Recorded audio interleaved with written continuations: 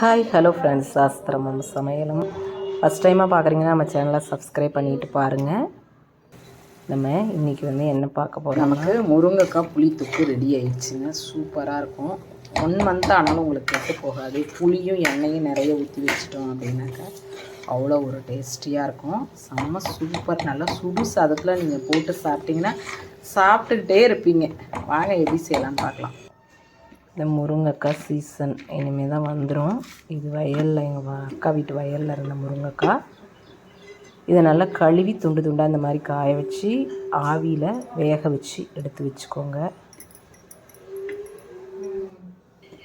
இனிமேல் சீசன் வரப்போ 2-3 கிலோ போட்டால் போதும். நல்லா 1/2 கிலோ கிட்டத்தட்ட அந்த இது வரும், பேஸ்ட் வரும்.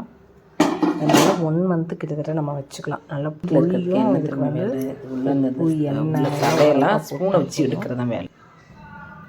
இந்த உள்ளே இருக்கிற பருப்போடு சேர்த்து எடுத்து வச்சுக்கணும் நம்ம. இதெல்லாம் ஃபுல்லாக இது வேலையே இது மட்டும்தான். இதில் ரொம்ப டேஸ்டியாக இருக்கும். முருங்கைக்காயில் நிறைய சத்துக்கள் இருக்குது. மெயினாக அயன் சத்து இருக்குது நமக்கு.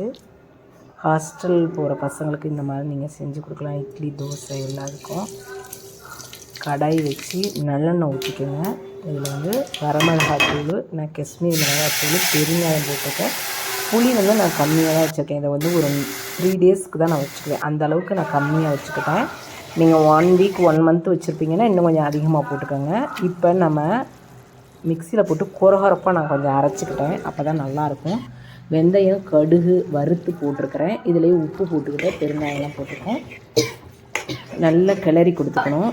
கொடுத்து அந்த வடை சட்டியில் ஒட்டாத அளவுக்கு நம்ம இதை நல்லா கிளறி கொடுத்துக்கணும். பேஸ்ட் அப்போ தான் நமக்கு ரெடி ஆகிரும். இது முருங்கைக்காய் பேஸ்ட்டு சூப்பராக இருக்கும். செம்ம டேஸ்ட்டு. சப்பாத்தி, தோசை எல்லாத்துக்கும் தொட்டு சாப்பிட்டுக்கலாம்.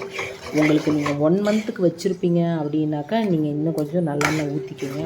இப்போ சடனாக ஒரே நாளில் நீங்கள் சாப்பிடுவீங்கன்னா இதுக்கு சின்ன வெங்காயம், தக்காளி எல்லாம் போட்டு நீங்கள் இந்த பேஸ்ட்டை ரெடி பண்ணி கொடுத்தீங்க அப்படின்னா இன்னும் டேஸ்ட் அதிகமாக இருக்கும்.